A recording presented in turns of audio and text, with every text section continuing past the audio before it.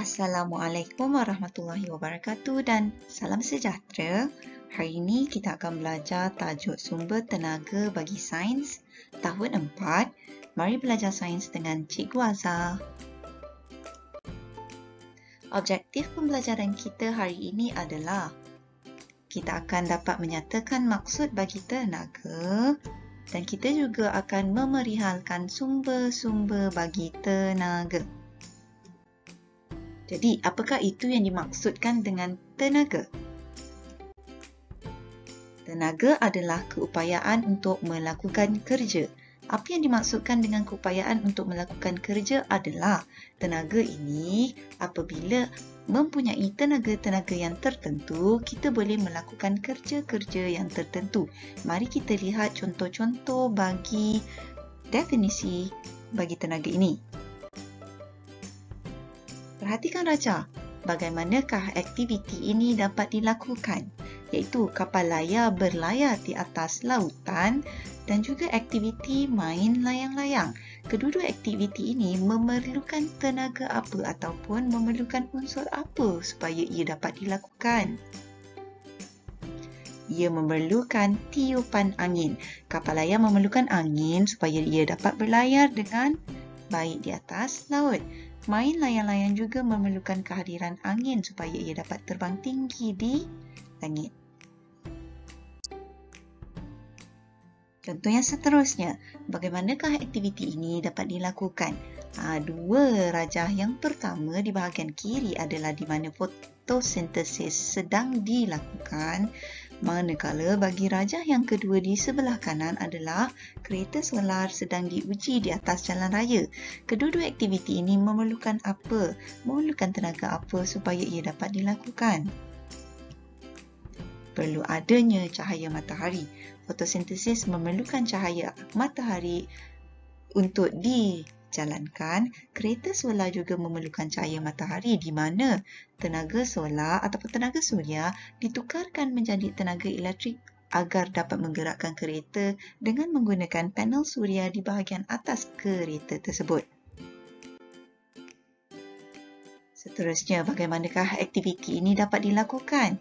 Apabila kita bermain alat muzik, apa yang diperlukan? Tenaga apakah yang diperlukan supaya kita dapat mengeluarkan bunyi ketika bermain alat muzik?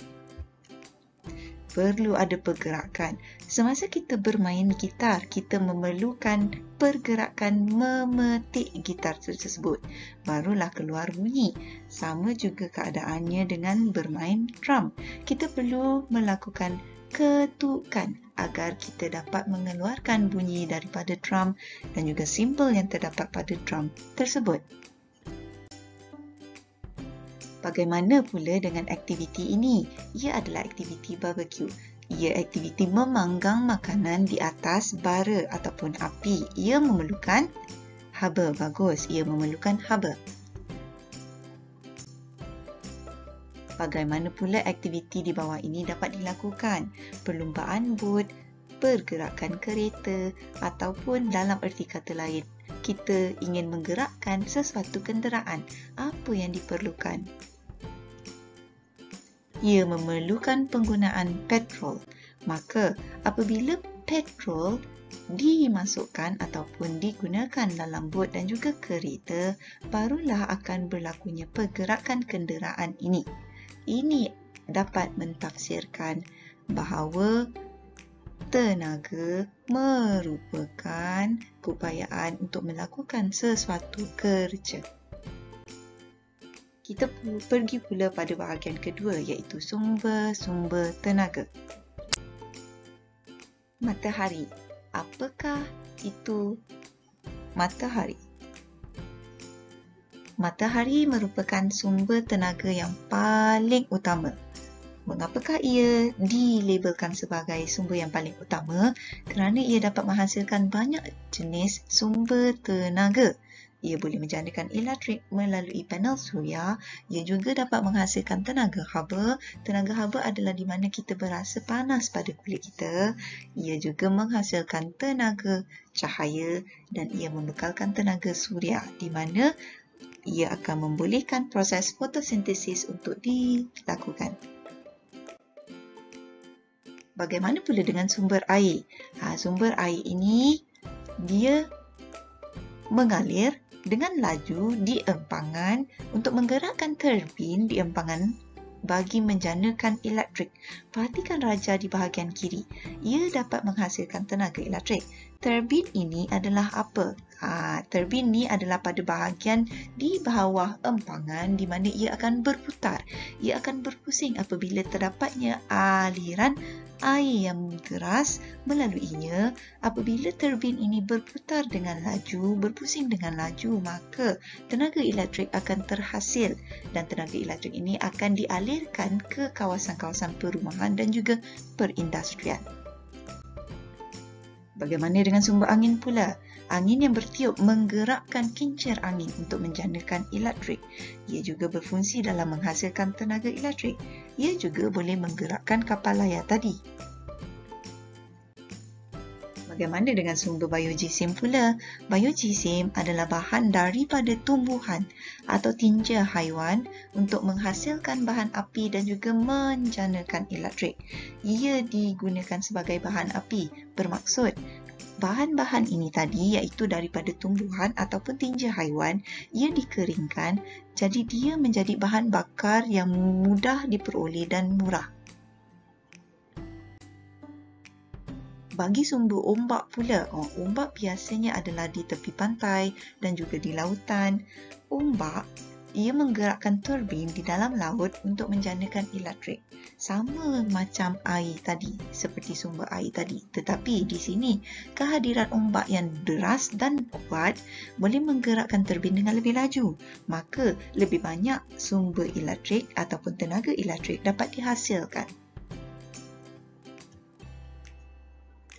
Ini adalah rajah turbin di mana ia terdapat di dalam lautan. Biasanya dia dipasangkan di tepi pantai. Nuklear pula. Jangan panik. Nuklear ini adalah nuklear yang memberikan faedah bagi kita di mana bahan nuklear iaitu uranium digunakan untuk menjanakan elektrik di stesen janakuasa nuklear. Stesen ini adalah khas. Ia memang berfungsi untuk menjanakan tenaga elektrik.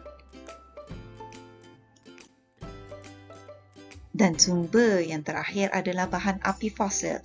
Bahan api fosil ini adalah sumber bagi menjanakan tenaga elektrik, tetapi sumber daripada fosil iaitu tumbuhan dan haiwan yang telah reput dan termampat selama beribu-ribu tahun di dalam tanah.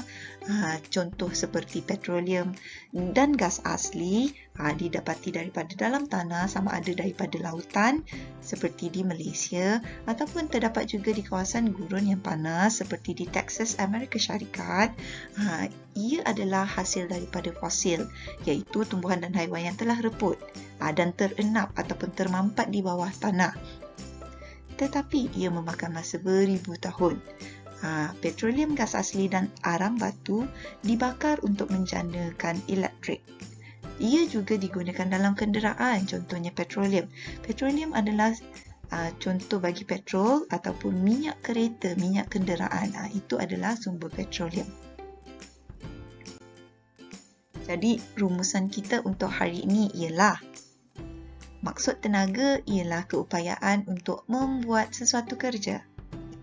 Sumber bagi tenaga pula ialah matahari, air, bahan api fosil, angin, ombak, biogesim dan juga nuklear.